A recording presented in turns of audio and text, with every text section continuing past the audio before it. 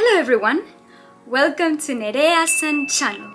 In this week's video, we are going to talk about a very delicate but important topic, mental health. I will be speaking from my experience as a ballet student and pro ballerina, but I think that unfortunately many more people in different careers experience some sort of mental health issues, so I thought maybe it could be good to make a video about this and share with you guys my experiences. Of course, I'm not a doctor, so again, these are just my experiences and my thoughts. The reason why I decided to record this video now is because a couple of weeks ago I was watching the Olympics, and one of the world's top gymnasts, Simone Biles, decided to step down the competition because of her mental health.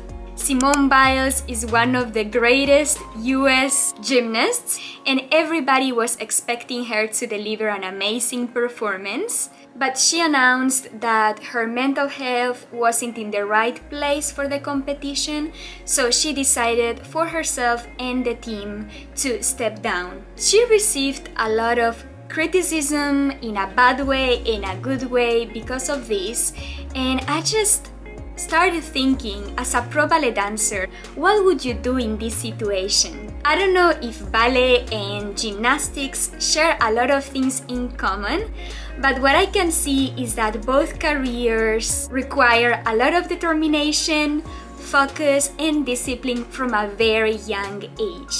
There's a common saying in ballet, maybe in gymnastics they also apply it, which is practice makes perfect. So the more you practice, the better results you're gonna get, which I agree on that, but there's a but.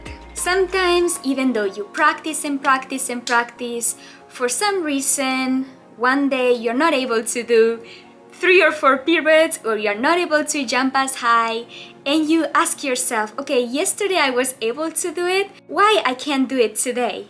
And the answer that we find usually is my body hurts or I'm tired, which it can be true as well, but we don't often think about our mental health. And I think in most of the cases, the mental health has a lot to do with it. These mental issues can be caused from recent traumas, things that happened to you recently, or traumas from the childhood that you never worked on that to make yourself better, and they never fully disappear. One of the examples that I'm gonna share with you guys from my personal life, this is gonna get really personal. These couple of years have been difficult because I haven't been able to go home. Sadly, my grandma passed away last year during one of the busiest periods of our season, which is the Nutcracker, and we were also preparing for our Japan tour, so we were doing a bunch of things. But during rehearsals, you try your best to stay focused,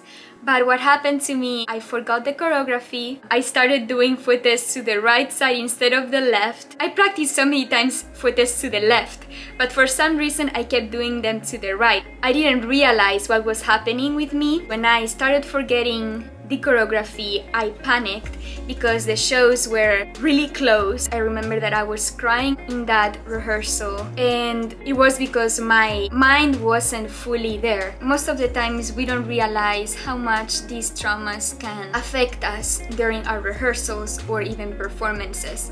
Luckily, I didn't get injured, but I could have easily gotten injured if I would have fallen because I wasn't really thinking what I was doing. So that's one of the most recent things that happened to me. But of course there are childhood traumas, mainly also caused from the ballet training, and that's where I'm gonna get now. Of course, every dancer has a different experience, has trained in different places, different schools, different environments, so if you ask somebody else, they might tell you a different story. But in my experience, as you guys know, I was trained in the Russian technique from a very young age, and then I moved to Moscow to the Bolshoi Ballet Academy. So I would say one of the most known characteristics of the Russian training, it would be discipline. Work, work, work, work, work, no matter what, push through. And I do believe that As a ballet dancer, you need those qualities, of course, but there has to be a limit. Once I moved to Moscow, of course it's a different country and there's a different culture, and ballet for them is one of the most sacred things that I wish that many more countries in the world would share the love for ballet like they do in Russia. For them it's like football in Spain, something like that. So they really admire ballet and they appreciate it, which is amazing. But what it takes to get there is truly a lot. And I experienced it in their training. I just have like flashbacks from class sometimes and I'm like, okay, where am I? That little trauma comes back suddenly, but then I remind myself, no, I'm not there. One of those things would be my teacher's look. She would give us this look like, definitely means either I'm watching you and you are not doing good enough, or you need to lose weight, or simply what are you doing? You associate that look to a bad experience of something she said or something happened. So every time you see that look, even though she might not mean that way in that moment, you relate it to past experiences. So it makes you feel like that every time she looks at you, and it's quite stressful. You can't mess up. Simply you can't mess up. And I remember that sometimes when I'm under stress or under pressure, I would forget some things, and I remember her yelling at me, and the more she yelled, the more I blocked myself and I couldn't fix the problem. So I think that from that point on, I was always afraid of making a mistake. And that fear, if you watch some of my videos from the Bolshoi Ballet Academy, you can see that I'm making all the movements super small and tight. And you see that, okay, she was under stress. It actually took me a few years to let go, try to breathe. You know, it's okay if you mess up, you will get it next time.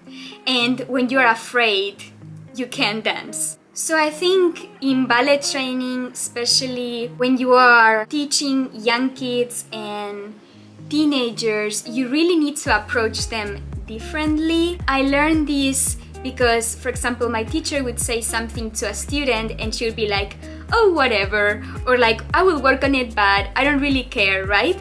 But if the teacher would tell it to me, I would be super stressed, super obsessed. So I think as a teacher, you need to also learn the psychology and learn how to approach each student differently in order to get the best results out of them. I've also read some articles from some psychologists that do studies in ballet students and dancers, say that because ballet students and dancers always try to achieve perfection, that same drive and passion can actually take them to a deep depression. Related to this, one of the biggest struggles that pro ballet dancers and students have is we are always comparing to others. This has a positive side because you always have to be open to learn from other dancers, other classmates, and I think that's a great opportunity, right? To be exposed to other people and learn from them, but without getting too obsessed, right? To the point that you try to become them. You have to remember that you are unique, that you have to work with the body that you have, and do the best you can to improve yourself. No matter how many workouts I do, no matter how much training I do, I won't get taller, for example, and even though I'm looking to a taller dancer, I won't be able to reach her height, obviously. What I can do is use my body to create longer lines, make my movements more dynamic, try to use more the space of the room so my dancing looks bigger. So again, you have to work with what you have. And I think this is really important in order to keep your brain healthy. We take our bodies really seriously. When we have an injury, it's very visible to see a broken bone or a bruise, but it's hard to really tell if a person is struggling mentally. Ballet is not easy. We all know that it requires a lot of strength physically and mentally. I always try to get the positive out of a sentence. For example, somebody tells you something, try to get what they are saying in a positive way. Okay, from what they said, what can I get positive? I think every experience that we go through makes us stronger. We learn from every single experience, and we also learn from the past, right? If I look back at the experience that I had at the Bolshoi Ballet Academy and I see things that I didn't like from my teacher or I didn't like from the environment, I try to analyze it and see, now I'm a ballet teacher, right? I have students in my hands. How do I want them to learn from me? What's the best way for me to teach them and help them learn ballet? Maybe not just ballet, maybe they can come up to me and be like, I'm struggling with this, what can I do, right?